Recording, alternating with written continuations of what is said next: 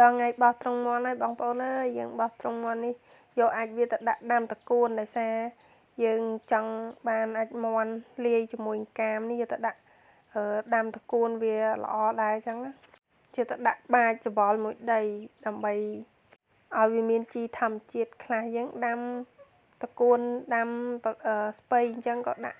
អាចមាន់អាចគោអញ្ចឹងទៅវាកាត់បន្ថយការយើងចំណាយលុយទិញជី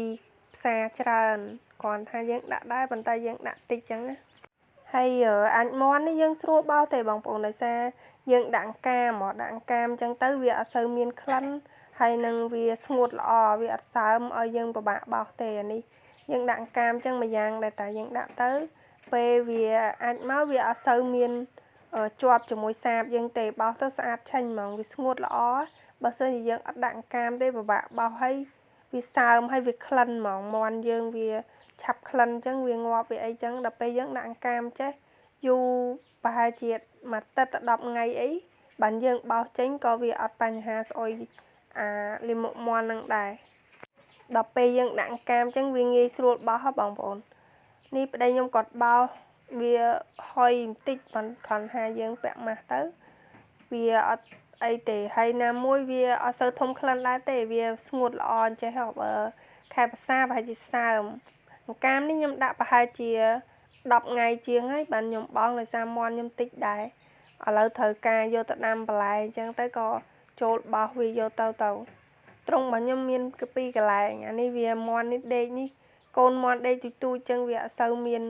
អាចច្រើនដែរទេអញ្ចឹងវាងាយធំក្លិនទេយើងទុកវាប្រហែលជា10ថ្ងៃជាងក៏បានដែរឥឡូវចាប់ផ្ដើមចង់ដាំបន្លែអញ្ចឹងក៏បោសវារៀបចំប្រមូលទៅបានប្រហែលបេទេនេះប្តីខ្ញុំដូចជាបាន3បេដែរយើងយកទៅរាយកន្លែងដាំបន្លែហ្នឹងទៅវាស្រួលមួយយ៉ាងដែរយើងចាំមាន់បានយើងចង់ដាំបន្លែដាំអីយើងអាចកើបលីមួកវានឹងយកទៅដាំយកទៅរោយជាមួយដីជ្រុំវាទៅយើងអាចដាំបានចំណេញមួយយ៉ាងដែរចាំមាន់ចំណេញតែអាចមាន់ទេឥឡូវហ្នឹងព្រោះអីកន្ទក់ហើយនឹងស្រូវតម្លៃដូចគ្នានេះកន្ទក់ចង់ថ្លៃជាងស្រូវផងមានតែឲ្យស៊ីស្រូវតែម្ដងទៅខ្ជិលវាមានជាតិជាងកន្ទក់ហើយស្រូវតម្លៃប្រហែលគ្នាតម្លៃប្រហែលគ្នាអីបងប្អូនឥឡូវកន្ទក់ចង់ថ្លៃជាងស្រូវទៀតស្រូវឲ្យស៊ីស្រូវមានជាតិគ្រាន់ជាងឲ្យស៊ីកន្ទក់ខ្លះទៅរៀងល្អកន្ទក់ខ្លះទៅ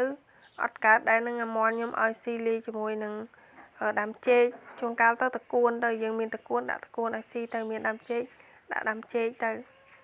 បើសិនជាយើងមានតកួនមានអីហាន់ឲ្យស៊ីឆាប់ធំហើយមានចំណីតិចតិចទៀតប៉ុន្តែខ្ញុំអត់បានឲ្យស៊ីចំណីសុទ្ធទេអានេះឲ្យស៊ីស្រូវលាយជាមួយដាំចេកខ្លះ